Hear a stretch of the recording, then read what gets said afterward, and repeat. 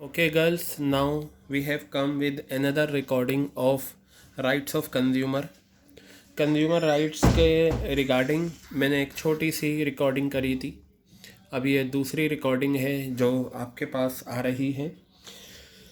तो मैं आपको बताता हूँ पेज नंबर 51 पे हमारा क्वेश्चन है। क्वेश्चन नंबर ये रहा 28। बेटा एक चीज़ याद रखना, राइट्स ऑफ कंज्यूमर का वायलेशन और फॉलो ये सबसे ज़्यादा इम्पॉर्टेंट है।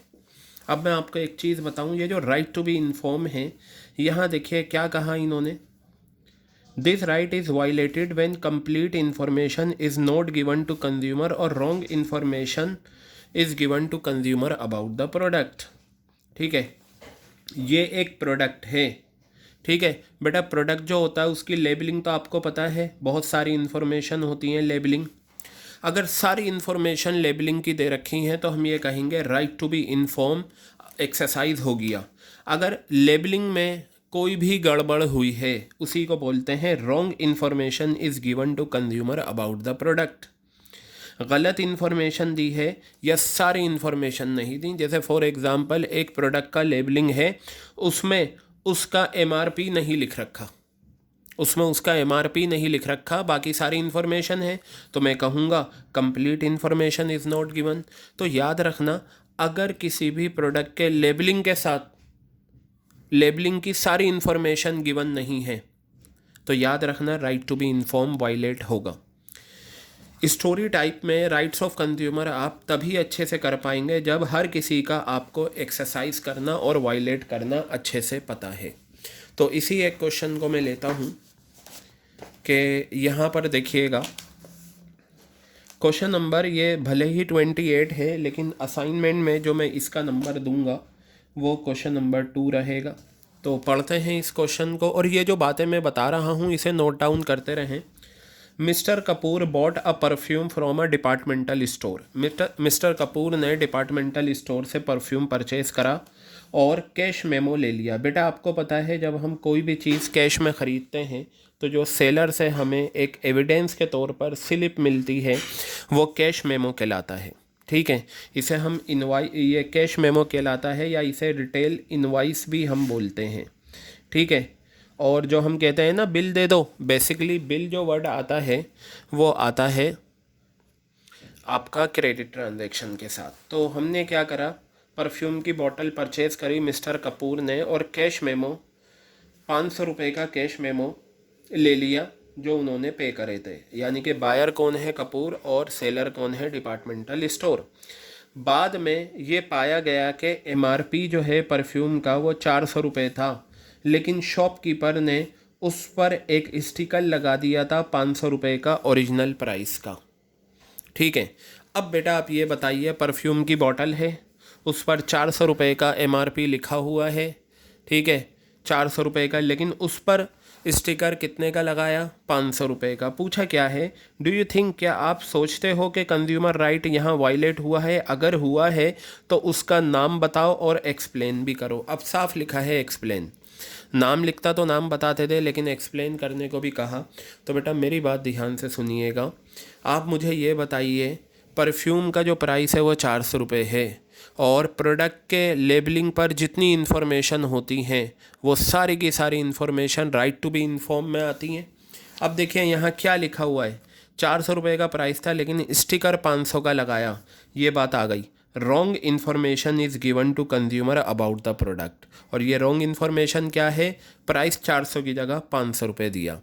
तो कौन सा राइट यहाँ पर वायलेट हुआ, राइट टू बी इन्फॉर्म। तो इसका जो आंसर आएगा वो क्या आएगा, राइट टू बी इन्फॉर्म्ड। ये आ गया, या इसे राइट टू रिप्रेजेंट भी हम बोलते हैं। ठीक है, राइट टू रिप्रेजेंटेशन।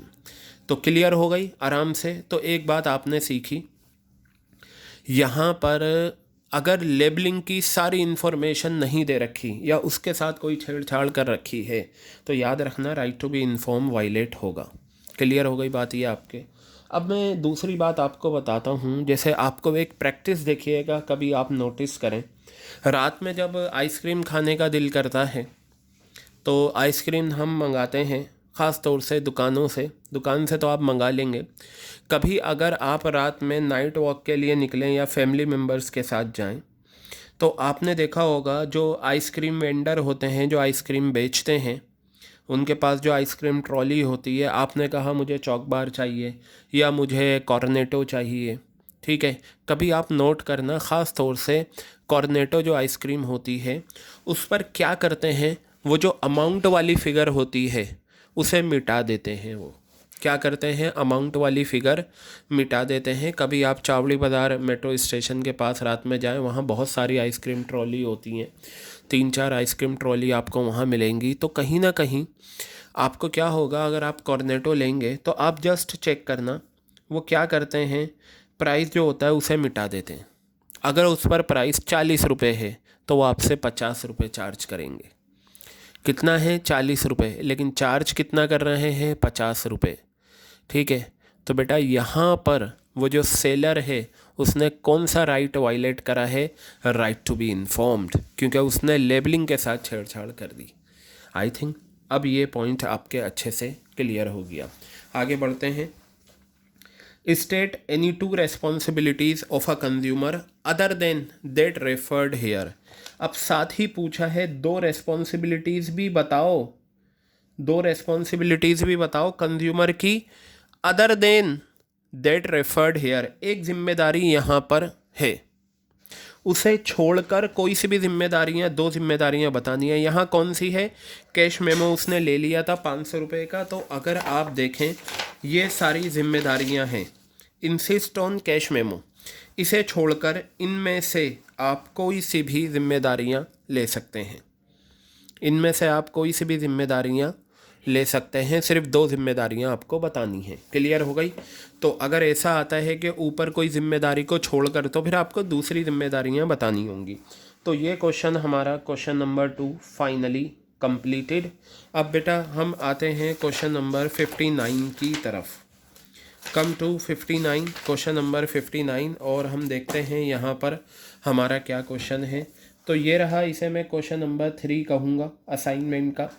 और यहाँ पर आपको दे रखा है, the label of a health drink did not disclose the presence of soya content towards which many people are allergic.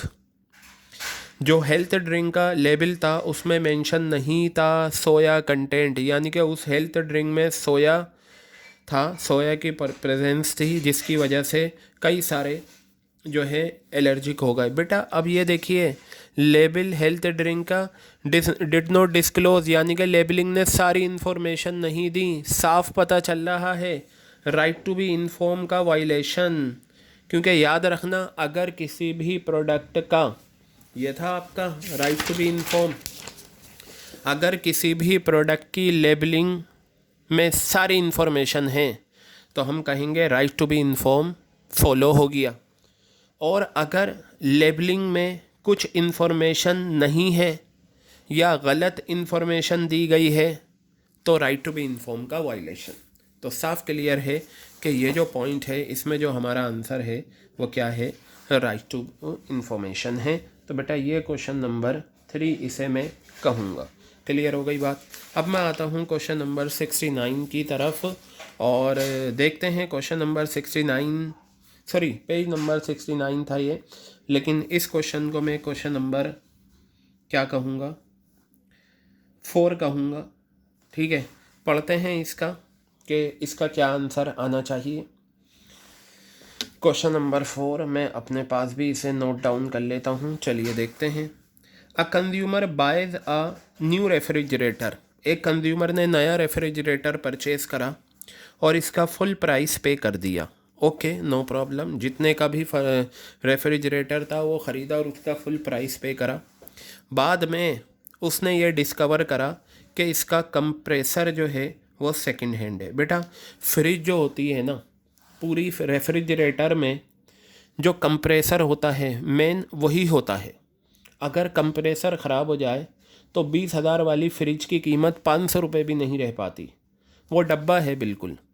ठीक है, तो पता चला कि जो फ्रिज थी उसका जो कंप्रेसर है वो सेकंड हैंड है। अब ये तो धोखा हुआ। ही अप्रोचेज द डीलर, उसने डीलर को अप्रोच करा जिससे ख़रीदा, बट उसने उसे सुना नहीं। अब ये बताना है हैज़ बीन वायलेटेड, कौन सा राइट यहाँ पर वायलेट हुआ है।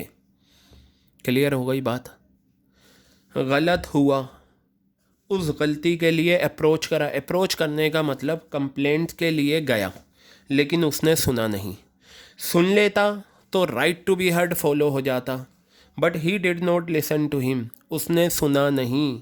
विच right of a consumer has been violated by the dealer, कौन सा राइट वायलेट हुआ है बेटा? Right to be heard. इसका आंसर क्या है? Right to be heard. देखो क्या लिखा हुआ है, this right is violated when marketer makes no arrangement of filing complaint, complaint file करने का कोई अरेंजमेंट ना करे या रिफ्यूज़ कर दे कंप्लेंट एक्सेप्ट करने से। तो यहाँ पर क्या हुआ, उसने अप्रोच करा, उसने अपनी परेशानी लेकर गया, लेकिन उसने उसे सुना नहीं। तो यहाँ पर जो हमारा राइट, ये ज़रूर देख लेना जब भी राइट्स वाली बात आए कि वायलेशन पूछा है या एक्सरसाइज पूछा है या फॉलो पूछा है। ठीक है, तो अगर फॉलो पूछा है, फॉलो की जगह ये वर्ड भी आ सकता है एक्सरसाइज।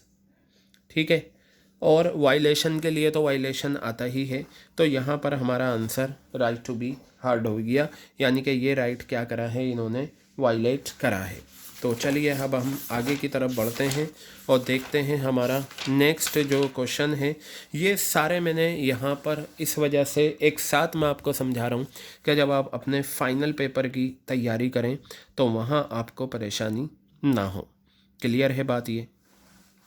तो बेटा ये क्वेश्चन नंबर 6 है, सॉरी इसे मैं कहूँगा क्वेश्चन नंबर 5। ये क्वेश्चन हम ऑलरेडी कर चुके हैं, जो असाइनमेंट बुकलेट मैंने दी है उसमें यह क्वेश्चन था। ठीक है, वही है। देखिए, सचिन बॉट, ये वाला question, Manuj bought a packet of chips from a local shopkeeper. यहाँ बस नाम बदले गए हैं, बाकी सब वही है। तो इसका तो हम ऑलरेडी कर चुके हैं, right to be heard. Clear है बात ये? तो ये इसमें क्या आ जाएगा, राइट टू बी हर्ड आपका आ जाएगा। ओके, तो क्वेश्चन नंबर 5 हमारा डन है।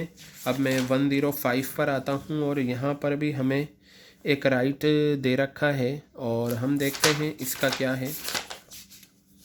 यह है हमारा क्वेश्चन नंबर 6। चलिए देखिए, पढ़ते हैं इसे भी।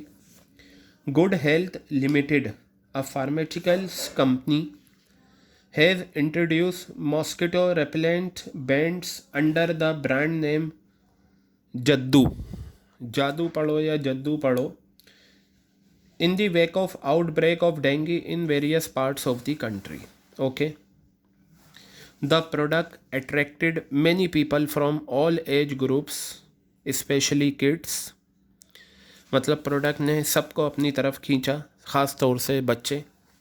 However, फिर भी the company failed to provide adequate guidance for the users on the labels of product. बेटा ध्यान से देख लो, on the label of product, product के लेबल पर एडिक्वेट गाइडेंस नहीं दे सकी company in terms of time period of the effectiveness of the repellent band once its seal is opened. जब इसकी सील, जादू ब्रांड की सील ओपन कर देंगे तो कितने टाइम पीरियड तक ये इफ़ेक्टिव रहेगा। बिकॉज ऑफ दिस एम्बिग्विटी, इस कश्मकश की वजह से कई सारे बायर्स को प्रॉब्लम फेस करनी पड़ी।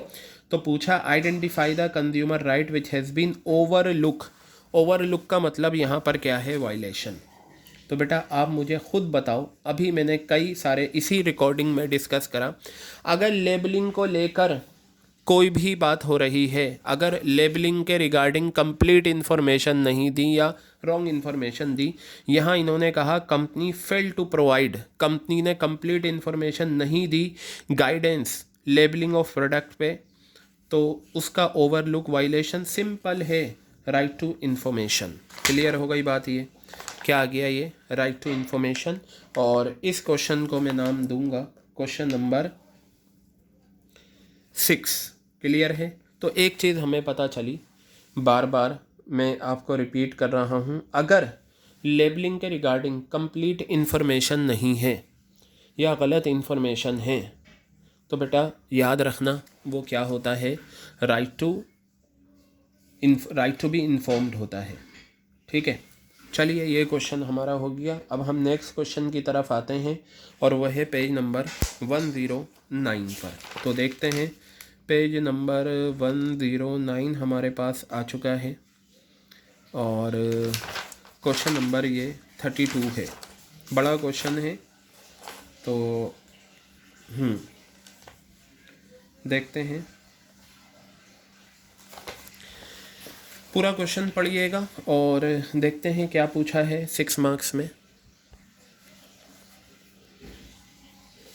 चलिए मैं एक काम करता हूँ, इस क्वेश्चन को मैं नेक्स्ट रिकॉर्डिंग में कवर करूँगा।